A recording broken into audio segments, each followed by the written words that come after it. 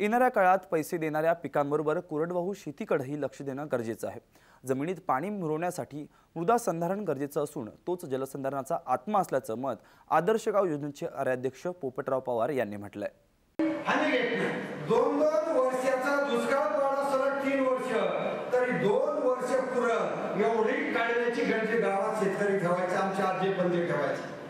पाण्याची अडचण आली तरी धोरण असं गावाचं बी गावात तयार व्हायचं, ते बियाणं पुढच्या वर्षी वापरलं जायचं। आज बियाणं नाही आणि सगळीकडे ज्याला जास्त पैसे मिळतील त्या पिकाकडचा ऊसामुळे आम्हाला श्रीमंती दाखवली, आता फळबागांनी आणखी श्रीमंती दाखवली आणि कोरडवाहू बागा, फळबागा आणि भूगर्भातून पाणी उपसा यामुळे पावसाचं पाणी जमिनीत जाण्याच्या अगोदर ते प्लास्टिक कॉन्झर्वेशननी शेततळ्यात चाललं। आता दुष्काळी भागात जिथं पाणी आहे ते शेततळे आवश्यक आहे, तर शेततळ्याचा कन्सेप्ट सुद्धा इनलेट आणि आउटलेट म्हणजे सॉइल कॉन्झर्वेशनचा। आपण फक्त ड्रेनेज लाईन मध्ये आलेलो आहोत, सॉइल कॉन्झर्वेशन विसरून गेलो।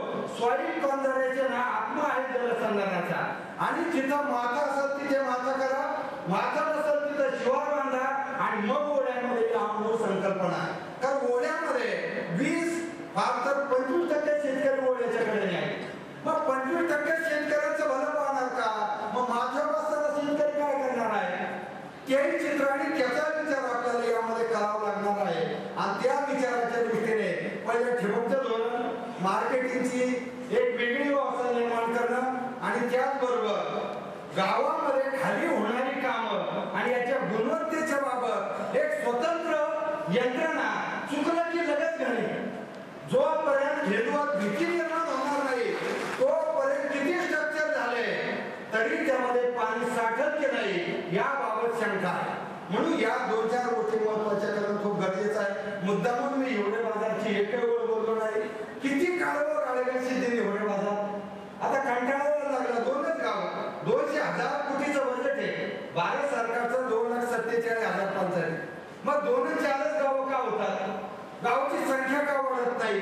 याला गरज आहे कोणीतरी नेतृत्वाने पुढे यायचे, जे आजचे कृषी भूषण शेतकरी आहेत, जे अधिकारी आहेत, शास्त्रज्ञ आहेत। तर हा प्रत्येक विचार प्रत्येकाच्या शेतापर्यंत जाणं गरजेचं आहे आणि तिथं गेल्याशिवाय पर्याय नाही। आणि म्हणून आपण जे लोकांनी ठरवलं की प्रत्येक गोष्टीला सरकारने द्यावं, 7-8 हजार कोटी देऊ नये, सरकारला समाधान नाही आणि 5-6 हजार मिळाले का शेतकरी खुश नाही। यामध्ये आता एकच आहे, आता गावकऱ्यांनी पुढाकार घेणं गरजेचं आहे।